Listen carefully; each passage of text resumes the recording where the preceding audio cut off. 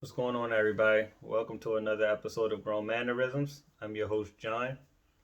Tonight is not going to be a full episode, it's more of a quick hitter. Reason why I'm recording tonight is because of a show that I watched this week called The Good Lord Bird, and it's about abolitionist John Brown. I became familiar with John Brown a few months ago reading the Frederick Douglass autobiography. And Frederick Douglass is actually my favorite abolitionist, activist, whatever you want, whatever word you want to use. Not just because he was born in Maryland and lived in Baltimore, but he did one thing that really stood out to me amongst the multitude of things, great things that he did. This one thing was when he escaped to slavery and wrote his autobiography.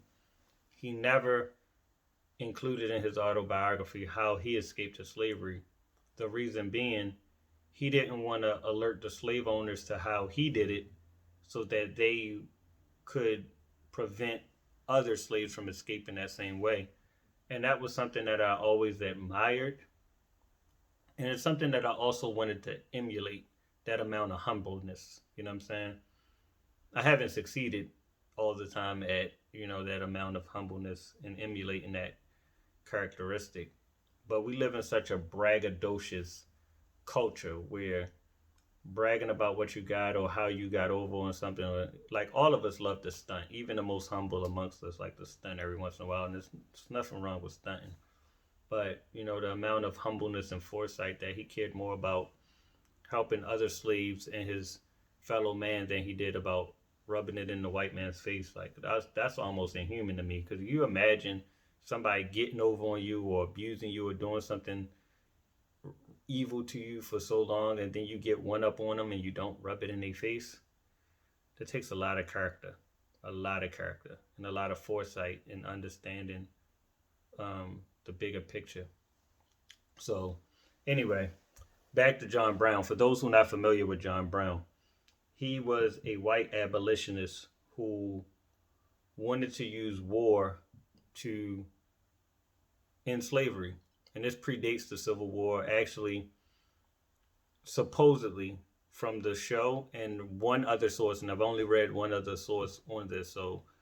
But from both of those sources, the show and the one source that I read, that kind of what started the Civil War, because Southerners were concerned about another Northerner wanting to use war to free the slaves. That they was just like, nah, we want to cut ourselves off from the United States, period, because we don't want to take the chance that another one of y'all going to come down here and try to do this. Because John Brown's, now, obviously, we know the Civil War happened now, but this predated the Civil War. So what he was doing was pretty much going to plantations, killing whoever he had to kill to free the slaves, or using any means necessary to free slaves.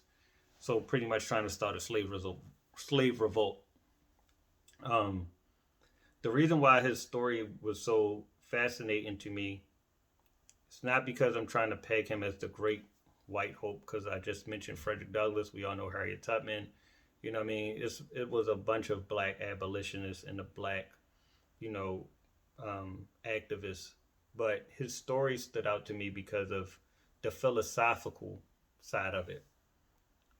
We all know that the slave owners was using religion and the Bible to enslave and abuse and use violence against another group of people, which we know is not what the Bible stands for. And then you have John Brown, who's using the Bible to free slaves, but he's using violence and, the same similar tactics to free the slaves.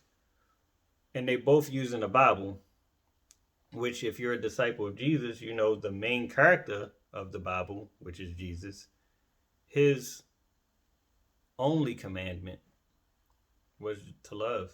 The Ten Commandments, of course, he wants you to follow the Ten Commandments, which is the law of Moses. But, to kind of simplify it for everybody, he was just like, well, if you just love, that encompasses the other Ten Commandments if you just love. So the fact that both of these groups are at war with each other, using the Bible as their weapon of choice, per se, when the main character of that book is telling you to just love people, which is the opposite of war.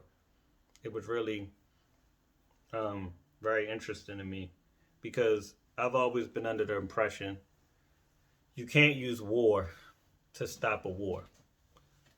All you do when you win the war is whoever is defeated, that puts them on a clock to bide their time until they build their strength back to take back whatever it is they lost. So I was always under the impression internally growing up that violence never defeats violence. It just breeds more violence, which anybody that's in the philosophy know that's also like one of those sayings anyway. But, growing up in the society the world we live in, the society we live in, the culture we live in, and, the activities I engaged in growing up, I learned that, sometimes violence is the answer. Maybe violence wasn't the answer, but I used violence as an answer. That's probably a better way to state it. And I don't have a hot temper. I have a cold anger. So if I got a problem with somebody, physically fighting you is the easiest solution. I'm going to do that because I have to, but I want to dismantle your life. Like I'm diabolical with it. I used to be way back in the past, but not anymore. But anyway, I learned to use violence as a tool and knowing when to apply it, but it was never something that I thought would ever solve any of the problems. It would just get my point across pretty much. So, that was one interesting thing about the John Brown dynamic was that he was using violence to beat violence, which is every war, I guess. But anyway, but the more interesting point for me was I always wondered and was curious of how people would answer this question.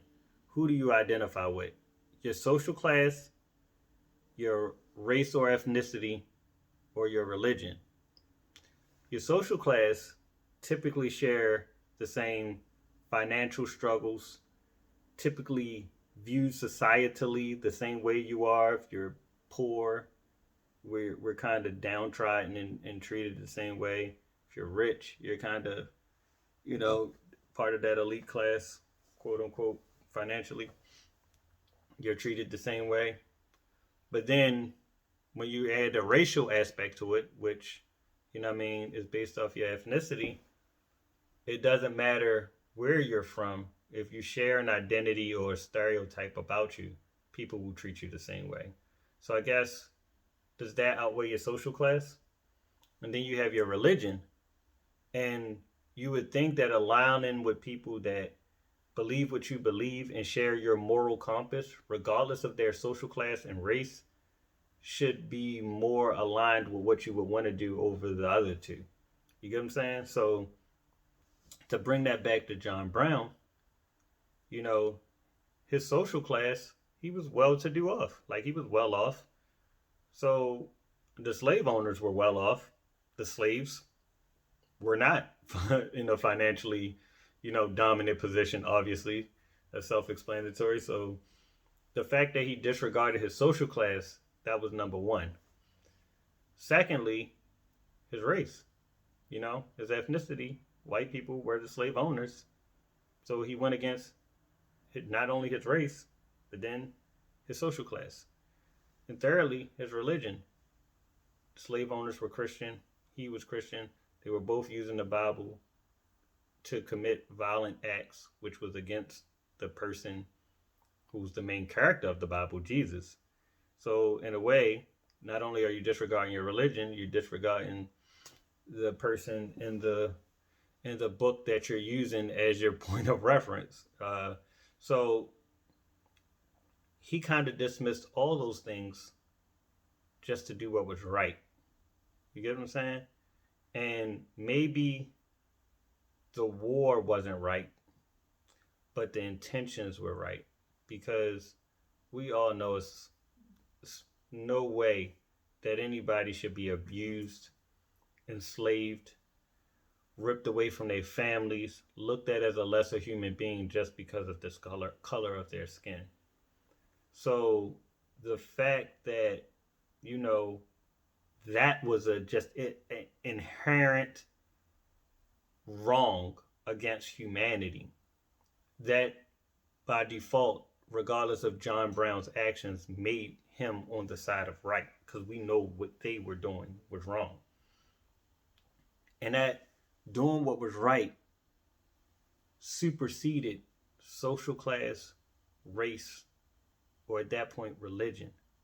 It was about doing what was right. Just like Jesus just said love, and that encompassed all the other 10 commandments, just the spirit of love. And now, I'm not comparing John Brown to Jesus, because anybody who's looking at this video and not just listening to the audio and see how I look right now, I look like Jesus. This is what Jesus looked like. He ain't look like John Brown. He looked like John Glover. Yeah, so I'm not comparing him to Jesus, but that is but he's an example of what we should all follow. They both are examples, is what I'm trying to say. Is when you are faced with a hard decision, when you are faced with a situation that's hard to figure out and you're not sure what to do. One, are you moving in the spirit of love, like Jesus said? And two, like I just related to John Brown, are you doing what's right? And if you're doing what's in the spirit of love and you're doing what's right, that just makes the answer to your question so much simpler. Now, the application of it, once you figure it out, may not be so easy. But that's what prayer is for. That's what meditation is for. But you have a baseline for whatever decision you're going to make. Is it in the spirit of love?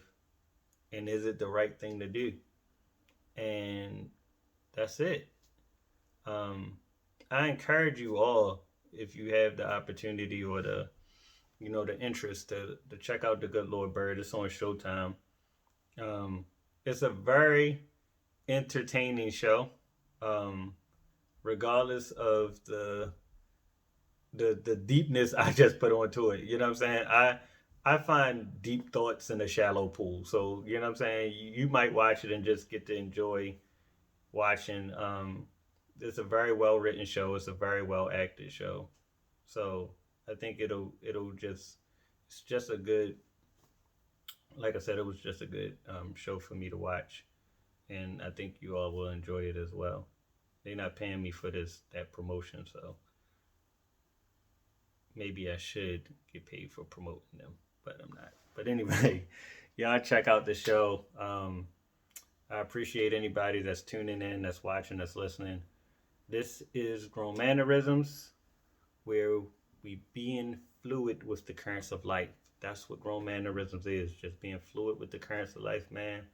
It's about constant elevation, and wellness. Y'all enjoy. I'm signing off. Peace. Peace, peace, peace.